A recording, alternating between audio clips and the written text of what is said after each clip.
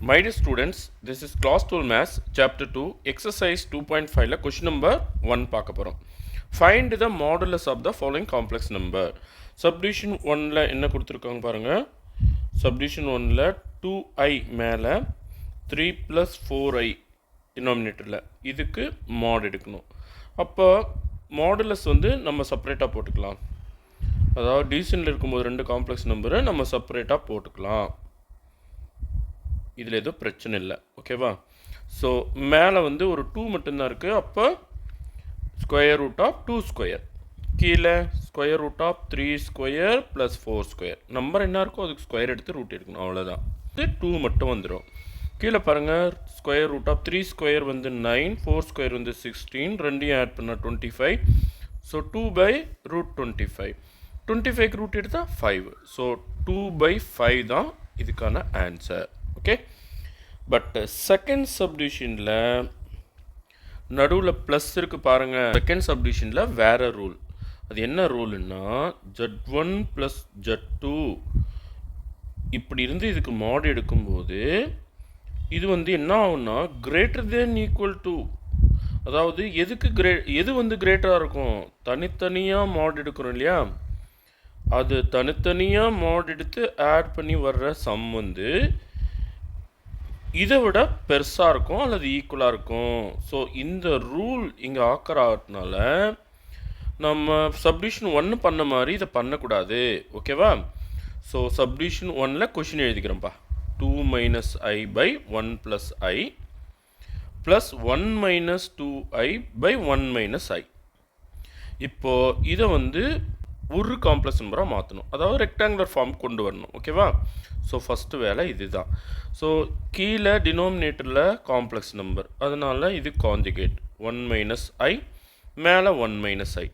அதே போல் இங்கே 1 + i, 1 - i ஏற்கனவே இருக்குது, இதனோட காஞ்சுகேட் 1 + i, மேலே 1 + i. ஓகேவா? இது புரிஞ்சிருக்கா உங்களுக்கு? இப்போது இது தனியாக ப்ராக்கெட் போட்டுக்கோங்க, அதே மாதிரி இதுக்கு தனியாக ப்ராக்கெட் போட்டுக்கோங்க. இப்போ மேலே என்ன வரும், கீழே வந்து அஃப்கோர்ஸ் 1 ஸ்கொயர் ப்ளஸ் 1 ஸ்கொயர் வந்துடும். என்ன, இவங்க ரெண்டு பேரும் மல்டிப்ளை பண்ணுறச்ச 1 ஸ்கொயர் ப்ளஸ் 1 ஸ்கொயர், ஓகேவா? மேலே இவங்க ரெண்டு பேரும் மல்டிப்ளை பண்ணணும் இல்லையா, 2 × 1 2, 2 × -i -2i, அப்புறம் -i × 1 -i, i × i ஏற்கனவே ரெண்டு இடத்துல மைனஸ் தான் இருக்குது. ஸோ நான் first minus into minus plus போட்டுடுறேன். பட் ஐ ஸ்கொயருக்கு வந்து எனக்கு -1 வரும், கரெக்டாக? சரி, இப்போது அடுத்த காம்ப்ளெக்ஸ் நம்பர் இதுக்கு வரலாம். நடுவில் ப்ளஸ் சிம்பிள் பாருங்கள், ஓகேவா? சரி, இங்கே கீழே என்ன வரும், அகெயின் 1 ஸ்கொயர் ப்ளஸ் 1 ஸ்கொயர், இவங்க ரெண்டு பேரும் மல்டிப்ளை பண்ணி மேலே என்ன வரணும், 1 × 1 1, 1 × i plus i, -2i × 1 -2i, அப்புறம் -2 × ப்ளஸ்ஸு. அப்போ மைனஸ் இன்ட்டு ப்ளஸ் ஃபஸ்ட்லேயே ஒரு மைனஸ் போட்டுருங்க, ஒரு 2வும் போட்டுக்கோங்க. i × i, i ஸ்கொயர், அதுக்கு பதிலாக -1 போடணும்னு சொல்லியிருக்கேன். ஓகே, இப்போ இதை வந்து ஃபைனலைஸ் பண்ணிடலாம். இந்த காம்ப்ளெக்ஸ் நம்பரை ஃபைனலைஸ் பண்ணலாம். பாருங்கள், 2 - 1 1 தான் வரும். இவங்க ரெண்டு பேரும் மைனஸில் இருக்கிறதுனால -3i போட்டுக்கலாம். கீழே வந்து 2 தான் வரும், ஓகேவா? அதே போல் இந்த இடத்துல இது ஒரு 1, இங்கே மைனஸ் இன்ட்டு மைனஸு +2 ஆயிரும். அப்போ 1 + 2 3. அடுத்து நடுவில் பாருங்கள், இது -2i, இது +i, -i தான் வரணும், ஓகேவா? அடுத்து கீழே 1 ஸ்கொயர் ப்ளஸ் 1 ஸ்கொயர். அப்போ இங்கே ஒரு 2 போட்டுடலாமா? இவங்க ரெண்டு பேரை சிங்கிள் ஆக்கிடலாம். இங்கே பாருங்கள், நல்லா கவனிங்க. 1 + 3 4, -3i -i -4i by 2. இப்போ 2 கூட வெளியே எடுத்து அடிச்சிடலாம்ப்பா. 2 வெளியே எடுத்துட்டோம்னா 2 - 2iன்னு ப்ராக்கெட்டுக்குள்ளே வரும். கீழே ஒரு 2 இருக்குது, 2 கேன்சல் பண்ணிடலாம். அப்போது எனக்கு ஃபைனலாக கிடைக்கிறது வந்து 2 - 2i. ஓகே, அப்போ இந்த இடத்துல இதை ஜட்டுன்னு எடுத்துக்கிறேன், ஈக்குவல் டு ஜட்டு.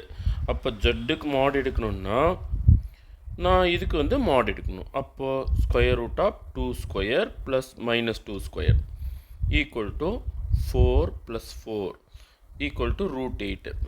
√8 என்ன, 2√2, ஓகேவா? அதாவது √8 பாருங்கள், 2 இன்ட்டு 2 இன்ட்டு 2ன்னு எழுதலாமா? ரெண்டு 2க்கு ஒரு 2 வெளியே வந்துடுமா? ஆனால் இதுக்கு ஜோடி இல்லை, அதனால் ரூட்டுக்குள்ளே நிற்கும். ஸோ அதனால தான் √8 = 2√2. ஓகே, தேர்ட் சப்டிஷனுக்கு போகலாமா? தேர்ட் சப்டிஷனில் என்ன கொடுத்துருக்காங்க பாருங்கள்.